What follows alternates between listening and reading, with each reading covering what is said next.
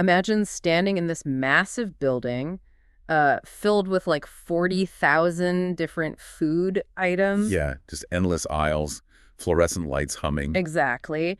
And you have money in your pocket, you're ready to buy things, but you feel completely powerless to actually feed yourself simply because you don't know like 3 specific syllables. Right. It sounds completely absurd when you put it like that. It does.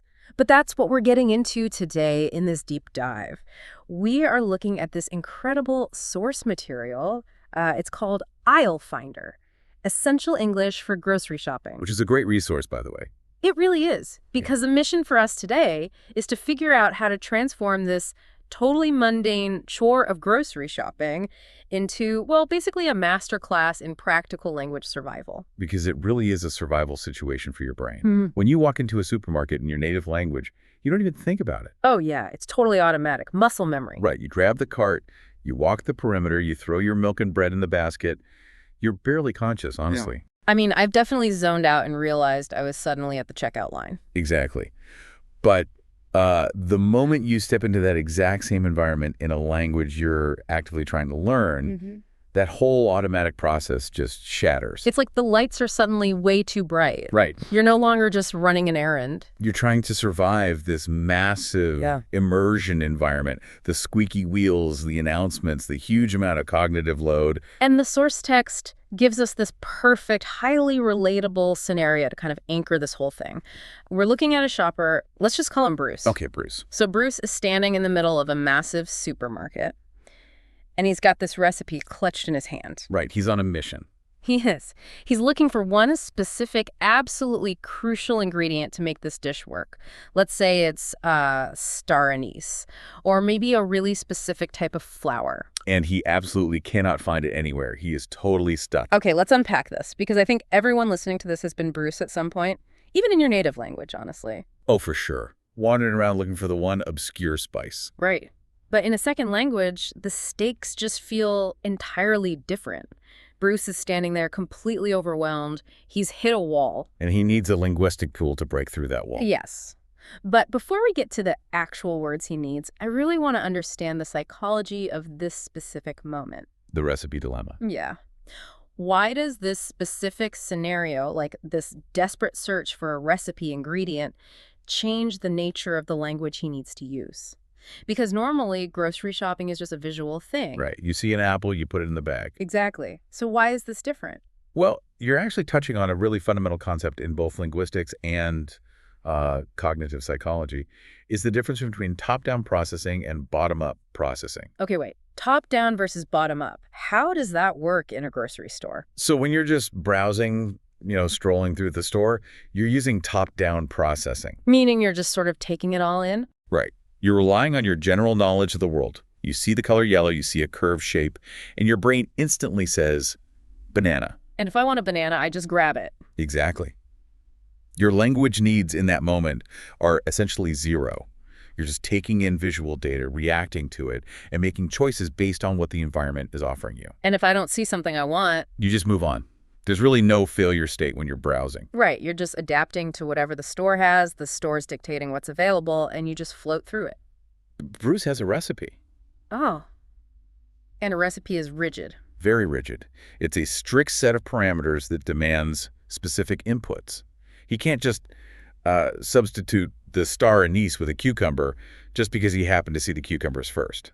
I mean, that would be a terrible recipe anyway. Exactly. So the environment is no longer dictating his choices. He is actively trying to impose his intent onto this massive, complex environment. And the stakes go way up because his visual search has totally failed him at this point. He's walked up and down the store, he's scanned the shelves, and the item is simply not registering to his eyes. Which happens all the time. Sometimes you're staring right at the thing and you can't see it. Right. And this is exactly where the cognitive load spikes. Because when the visual search fails, language becomes the literal only bridge left between the rigid demands of that recipe card and the physical item hidden somewhere in the building. So the breakdown really happens because he has to transition from being like a passive observer to an active interrogator of his environment. Active interrogator. I like that. I keep thinking about this. Like, imagine you're in this massive, sprawling library.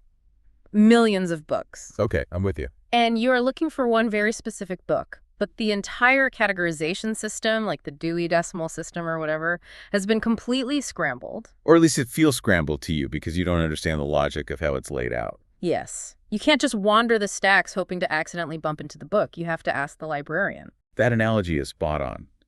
Because supermarkets are actually designed with a very specific and honestly a very manipulative geography. Right. They want you to get lost. They absolutely do. They aren't designed to help you find one specific thing quickly. They are designed to make you walk past thousands of other things you didn't even know you wanted. That's why the dairy is always at the back. Exactly. You have to walk through the entire store just to get a gallon of milk. The layout is a literal maze. So if Bruce is totally stuck in this maze, isn't his first critical step figuring out how to articulate the geography of the store rather than just saying the name of the ingredient? That is a crucial distinction. Because let's assume he has the vocabulary. Let's assume he has the word star anise written right there on his card. Right. He knows what he wants. His problem isn't a vocabulary deficit regarding the food itself. His problem is a navigational deficit. Okay, that makes sense. Because if he just walks up to an employee, points to the word on his card, and just looks confused. He's placing the entire burden of communication on the employee. He's hoping they can somehow magically guide him through that maze. And that's where things get super dangerous for a language learner, right? How so? Well, because if you leave the question totally open-ended like that, you have zero control over the complexity of the answer you're going to get back. Precisely. If Bruce just asks an open-ended question like, where is the star anise? He is opening the floodgates to a potentially incomprehensible response. Because the employee is just going to talk normally. Right. The employee, who is just trying to be helpful, might say something like, oh, it's over by the baking stuff. Just past the dairy, take a left at the end cap, and it's on the middle shelf next to the vanilla extract. Which is, I mean, for someone navigating a second language, that isn't just an answer. That's an avalanche. It's a whole paragraph. It's full of directional vocabulary, prepositional phrases, retail jargon. Like end cap. What even is an end cap if you aren't a native speaker who has worked in retail? Exactly. It's incredibly difficult to parse all of that in real time. Honestly, I'd argue it's difficult to parse even in your native language. You're not wrong. If someone gives me more than 2 turns to remember, my brain just immediately dumps the information. I'll nod, I'll say thank you, I'll walk 10 feet, and then I realize I have absolutely no idea what they just said. We've all been there. So for Bruce, whose working memory is already totally maxed out just trying to operate in English, that kind of response is a total system failure. Which is exactly why the strategy highlighted in the source material is so elegant. Okay, hit me with the strategy. Bruce doesn't need to learn how to process paragraph-length directions. He doesn't need to learn what an end cap is. Thank goodness. Right. He needs to initiate an interaction that forces a very specific, highly constrained geographical answer. He has to map the territory. Yes. Using a targeted linguistic tool. Yeah. And the phrase that acts as the absolute master key here is simply asking for the location, using the words, which aisle? Which aisle? Wow, it's incredibly short. It's 2 words, but it does a massive amount of heavy lifting. Okay, but wait. Let me push back on this for just a second. Go for it. You're saying asking which aisle solves the problem because it forces a simpler answer. Right. But doesn't that just create a completely new, potentially much worse problem? What do you mean? Well, if Bruce asks, which aisle is the star anise? And the employee replies, 14, but Bruce hears 40, he is still totally lost. Oh, the numbers issue. Yeah. Aren't numbers notoriously hard for language learners to parse in real time? Especially in English, trying to distinguish between the teens and the tens. 13 versus 30, 14 versus 40. Oh, absolutely. Feels like we're just trading prepositional confusion for numeric confusion. That is a highly perceptive critique. And you're absolutely right that numbers, particularly those phonetic similarities between the teens and tens, they present a classic stumbling block. So how is this better? We have to look at this through the lens of cognitive load mitigation. Okay. Yes, mishearing a number is a risk. But think about the alternative we just talked about. The paragraph of directions. Right. The cognitive processing required to just try to differentiate between the teen sound and the greely sound is still significantly lower than the processing required to decode a string of continuous unstructured directions involving landmarks, lefts, rights, and prepositions. Okay, I see what you're saying. It's essentially the lesser of 2 evils. It's more than that, though. It's a strategic constraint. By asking which aisle is the flour in? Or even just pointing to his recipe card and saying, which aisle? Bruce is actually dictating the format of the answer he wants to receive. He's managing the dialogue. He is actively managing it. He's asking for a location that is anchored by a specific standardized metric. The aisle number. Yes, he is prompting a direct, navigable answer. The employee is almost forced by the structure of that question to respond with a number. They can't really say pass the dairy if you ask which aisle. Exactly. Yeah. Even if they add stuff, the core of their answer will be the number. And here's the thing about the 14 versus 40 problem. Supermarkets typically only have maybe 20 aisles. Context often resolves the numeric ambiguity for you. Oh, wow. I didn't even think about that. Right. If the store only goes up to aisle 18 and he thinks he heard 40, he instantly knows he misheard and needs to ask for clarification. That's brilliant. But more importantly, he's taking the absolute chaos of tens of thousands of products and he's reducing it down to a simple numeric grid system. So he's essentially forcing the environment to give him a coordinate rather than a story. That is a great way to put it. A coordinate is actionable. A story requires interpretation. Exactly. He's transformed an abstract spatial problem into a concrete numerical one. But since you brought up the mechanics of the language, we really can't ignore the word aisle itself. Oh, I was hoping we'd get to this. I was just about to bring that up because the word aisle is a total linguistic trap. It's awful. It is practically an ambush for anyone learning English. You spell it A-I-S-L-E. It looks ridiculous. If you are learning to read English phonetically, that word looks like it should be pronounced a-aisle or a-slee. Or azul. Right. It has a silent A, it has a silent S, and a silent E. It's a ridiculously complicated, unintuitive word to just look at on a page. It really is. So why on earth is the master key to the whole store locked behind such a bizarre spelling? Well, it's a perfect example of how the history of English orthography, the spelling system, can actively work against practical language application. Because English is basically 3 languages in a trench coat. Pretty much. The spelling of aisle is this messy collision of old French and then a mistaken Latin etymology that got bolted on later. Naturally. But here is the crucial thing for Bruce. From a practical navigational standpoint, the spelling is entirely irrelevant to his immediate survival in that store. Because he's speaking it, not writing it. Exactly. What matters are the phonetics. And phonetically, it is pronounced exactly like the contraction I'll, as in I will. Aisle. Wow, yeah, it's literally identical. So once Bruce overcomes that visual hurdle of the word, because perhaps he encountered it in a textbook first and was totally confused. Which you would be. Right. But once he memorizes its auditory form, he totally neutralizes the trap. Okay, so what does this all actually mean for Bruce in the grand scheme of his shopping trip? Is mastering which aisle really less about just adding another vocabulary word to his list and more about, like, establishing dominance over his environment? Dominance might be a slightly strong word for buying groceries, but it is absolutely about taking back control. Right. Because when you don't know where you are or how to find what you need, your affective filter just spikes. Effective filter? Yeah, it's this invisible psychological barrier that rises when we feel anxious or stressed. Oh, I know that feeling. Right. And when the affective filter is high, your language comprehension, your ability to produce language, just completely plummet. You literally forget words you know perfectly well. Exactly. You cannot access the vocabulary you actually know because your brain is just too busy processing the stress of the situation. So by deploying a phrase like, which aisle, Bruce lowers his own affective filter. Yes, because he knows the question he's going to ask. He knows the exact format of the answer he's going to receive.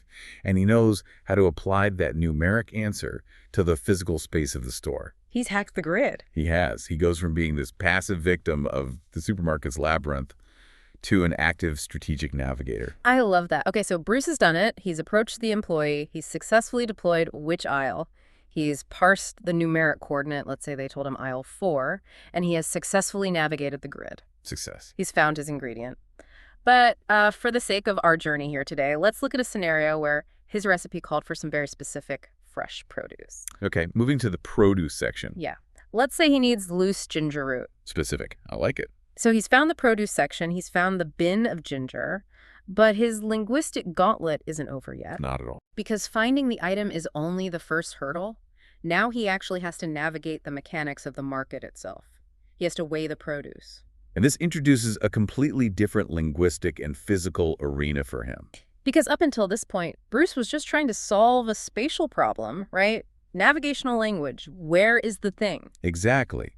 But now he is entering an interactive transactional zone, and this is a profound shift in how he has to use the language. Think about the difference between, like, grabbing a prepackaged box of cereal off aisle 4 versus picking up loose ginger root. The cereal box is completely static. Right.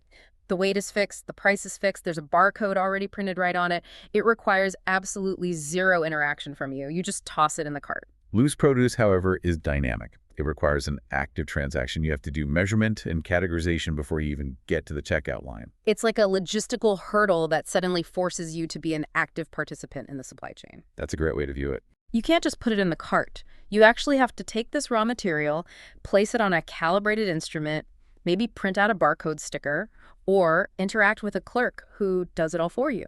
You're suddenly dealing with pounds, ounces, kilos, tare weights.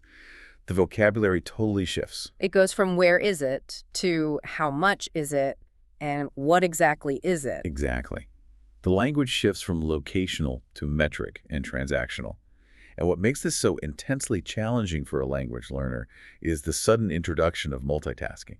Oh, because he's using his hands now. Yes. When you're asking for an aisle, you're standing still. You're engaging in a very direct verbal exchange. But when you're weighing produce, you are physically manipulating objects while simultaneously trying to process language. That's true. If the store requires you to weigh it yourself, you have to navigate the whole digital interface of the scale. Which is a whole different type of reading comprehension. This means reading prompts like search by item, or enter PLU code, or select quantity.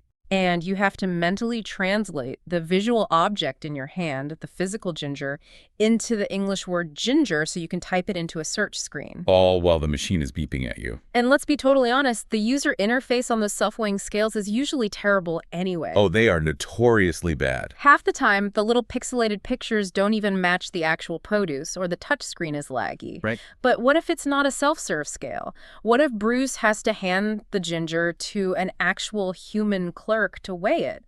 That feels like it introduces a whole new layer of social pressure. Oh, it absolutely does. Because when a staff member is weighing it for you, you're no longer just interacting with a static screen. You are back in a dynamic dialogue, but this time with physical actions attached to it. And they ask questions. They do. They might ask clarifying questions that demand immediate, real-time comprehension. Like what? Well, they might hold up the piece of ginger and say, "Is this all? Or just the one piece? Or do you need a bag for this?" And those are so fast. Very fast. They are rapid, informal questions.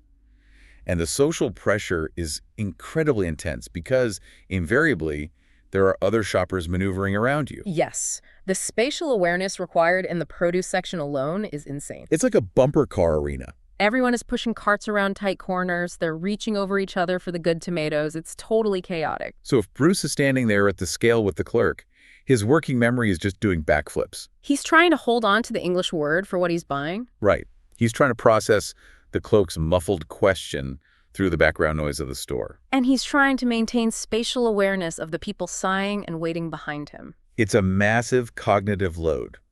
And it highlights a really critical aspect of practical language application for you as a learner. Which is? Fluency isn't just about vocabulary. It's about processing speed under pressure. Ooh, processing speed. That's big. When the clerk asks, just the one, Bruce has to comprehend the question, formulate a response, and articulate it fast enough to keep the social interaction flowing smoothly. Because if he hesitates too long... If he hesitates too long, the clerk might repeat the question, but usually louder and slower. Which is awful. It is. It only increases Bruce's affective filter and makes him even more flustered.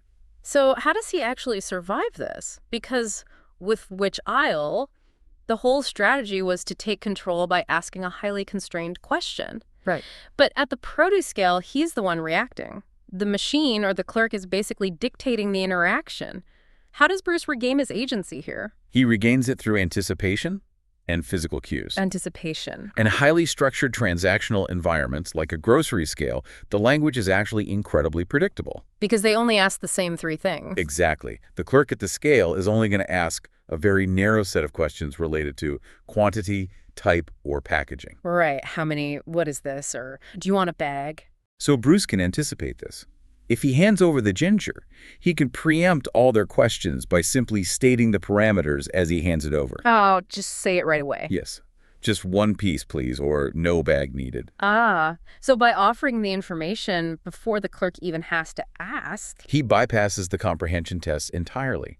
He's using proactive communication to just smooth out the transaction. That makes total sense. He's front-loading the data so he doesn't have to decode their question. Precisely. But let's say his mind goes blank. Even if he doesn't speak, isn't there a really heavy reliance on nonverbal communication here? I feel like you could get through an entire produce weighing interaction just by nodding and pointing. You certainly can, and honestly, that's a completely valid survival strategy. Sometimes you just need to survive the trip. Exactly. Physical gestures, like nodding to confirm, yes, that's all, or holding up one finger, those bridge the gap when your processing speed fails. But it's not the ideal goal. No, because the goal of studying these essential interactions, like we are today, isn't just basic survival. It's about building confidence. Right. Relying solely on pointing leaves you feeling very passive. It feels like a defeat. But being able to confidently say, just those 3 apples, well, that integrates the physical action with linguistic control. It builds a sense of mastery over the environment. It really does. It changes how you feel about the whole experience. Okay, so Bruce has leveled up again. He's doing great. He's conquered the spatial grid of the aisles. He's navigated the interactive multitasking hurdle of the produce scale. He's got his star anise. He's got his ginger. His cart is full. He's feeling pretty good about himself. He is. He heads to the front of the store. He is at the finish line. But the finish line in a supermarket is arguably the most treacherous part of the entire journey. It absolutely is. He has to survive the checkout. And specifically, he has to navigate the rapid-fire interrogation regarding his bag preferences. The checkout counter really is the ultimate crucible for all the skills we've been discussing today. Because up until this point, Bruce was largely dictating the pace of his own journey, right? Yes. Even at the produce scale, he can take a moment, take a deep breath before approaching the clerk. But the checkout line is a literal conveyor belt. Both literally and metaphorically. The pace is completely set by the cashier and the mechanics of the cash register. And you're absolutely right. It is the most treacherous part because it's where the social pressure peaks. I always think of the checkout line like one of those rhythm video games, like Guitar Hero. Okay, I love this analogy. Right, because if you hit the first note correctly, you're in the groove, you feel good, you can nail the rest of the song. You're vibing with the cashier. Exactly. But if you miss that very first note, you get flustered, your timing gets completely thrown off, and you basically fumble the entire rest of the sequence. It all falls apart. And in the supermarket, that first note is almost always the question about bags. And it comes at you so fast, right as you're trying to quickly unload your cart. That rhythm game analogy is such a brilliant way to conceptualize it, because the sequence of a checkout transaction is highly, highly choreographed. Right. Unload cart, answer bag question, input loyalty number, pay, take receipt. It's a very specific script. And if you stumble on step 2, the bag question, the cognitive disruption spills over into the rest of the steps. You drop your credit card, you forget your PIN. Everything. And the bag question is particularly difficult because it is a rapid-fire comprehension test delivered under extreme sociolinguistic pressure. Let's talk about that pressure for a minute. Right. Why is it so intense? Is it literally just because there are people standing behind you? That's a huge part of it. Because I feel like I've sweat through my shirt at the checkout line, even in my native language, just when I can't get my credit card chip to read properly. Oh, the broken chip reader is a universal nightmare. But yes, it's a combination of factors. The physical presence of a queue creates this really strong primal urge to hurry. You feel the gaze of the people behind you on the back of your neck. You do. You do not want to be the person holding up the line. That's the external pressure. Right. But there's also an internal cognitive pressure happening at the exact same time. Because you're working. Yes. As you're unloading your cart, your brain is occupied with physical tasks. You're arranging heavy items first. You're keeping fragile items like eggs separate. Your working memory is fully engaged. Totally maxed out. And then suddenly, out of nowhere, the cashier fires a question at you. And they never, ever ask it clearly. Never. They've said that exact same sentence 400 times that shift. It's completely slurred together. It sounds less like, would you like paper or plastic bags today, sir? And more like, paper plus. Paper plus, exactly. The phonetic degradation of repetitive retail speech is a massive, massive hurdle for language learners. Phonetic degradation, so they just mash the words together. Exactly. Native speakers rely incredibly heavily on context to fill in the gaps of degraded speech. Right, we don't even hear the words. We don't. We don't actually hear every consonant and vowel. Our brains predict what the person is saying based on the setting. We expect a bag question, so we hear it even if it's completely mumbled. But a language learner like Bruce is still relying heavily on bottom-up processing. He's trying to decode the individual sounds as they hit his ears to figure out the meaning. which is impossible if the sounds aren't even there. Exactly. When the sounds are mumbled at high speed, bottom-up processing completely fails. I'll admit, I have completely frozen in foreign supermarkets when this happens. Oh, it's terrifying. The cashier mumbles something, I totally panic, and I just default to saying yes. Oh, no. Which is the absolute worst response to a multiple choice question. It really is. Paper or plastic? Yes. And they just stare at you.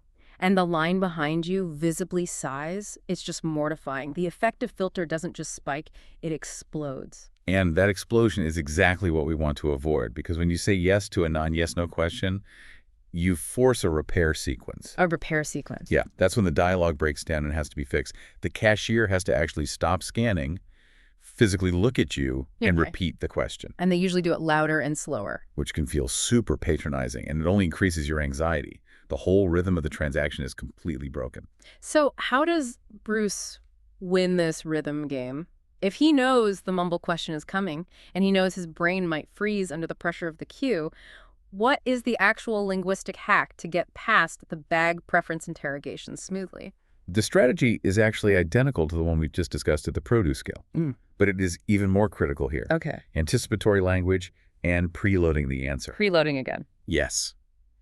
You do not wait for the cashier to initiate the dialogue.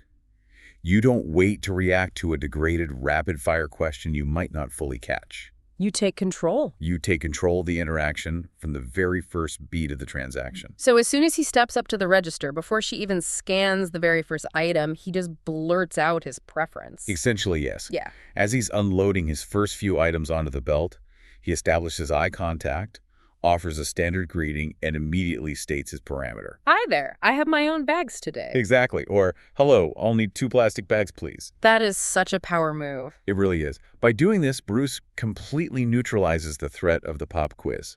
He answers the question before it can even be asked. It seems so incredibly simple, but it fundamentally changes the entire dynamic of the interaction. It completely flips the script. He's no longer the confused foreigner just waiting to be tested by the native speaker. He is a proactive participant dictating the terms of his own transaction. And practically speaking, it reduces his cognitive load significantly. Because he doesn't have to listen for it anymore. Right. He doesn't have to devote any mental bandwidth to listening for the bag question, decoding the mumbled phonetics, and formulating a response on the fly. He already did the work. He pre-formulated his statement in a low-stress moment, maybe while he was walking from the produce section to the checkout lanes, and he simply executes it when he arrives.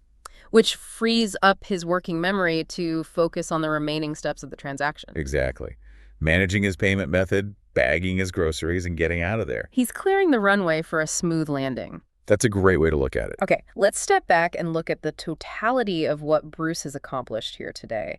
And really what you, listening to this, have accomplished by walking through this deep dive with him. It's quite a journey. Because we started with a scenario that felt incredibly frustrating and overwhelming, right? A lost shopper with a rigid recipe, completely at the mercy of a massive, confusing 40,000-item grid. And we watched him systematically dismantle that overwhelm using very specific, highly targeted language strategies. Strategies based on a real understanding of cognitive load and environmental constraints. Exactly. He overcame the initial recipe dilemma and that geographical puzzle not by trying to memorize the location of every single item in the store. Which is impossible. It is. He did it by deploying a highly constrained question, which aisle, that literally forced the complex environment to yield a simple numeric coordinate. He traded prepositional chaos for numeric clarity. I love that phrase. Then he moved into the interactive zone, tackling the mechanics of the market. The produce scale. Right. He navigated the physical and linguistic multitasking of weighing his ginger. He understood that the vocabulary shifted from locational to metric and transactional. And he managed the social pressure of the queue by anticipating the predictable questions of the clerk and front-loading his answers. And finally, he navigated the intense sociolinguistic pressure of the checkout line. The final boss. The final boss. He understood the mechanics of degraded retail speech and the danger of the rapid-fire pop quiz. He anticipated the bag preference question and used proactive, preloaded language. To turn a potentially stressful split-second reaction into a controlled, confident statement. He went from being a completely passive, confused wanderer relying on failed visual searches to a confident, active participant in the space. And that is the real profound takeaway here for you. It really is. Because while this entire discussion has been hyper-focused on the fluorescent lit aisles of a grocery store, what we're really talking about is a universal blueprint for operating in a second language. Absolutely. The grocery store is just the testing ground. Right. Mastering these specific practical interactions, understanding how to force a locational coordinate, how to handle a physical multitasking transaction, and how to anticipate and preempt a preference question.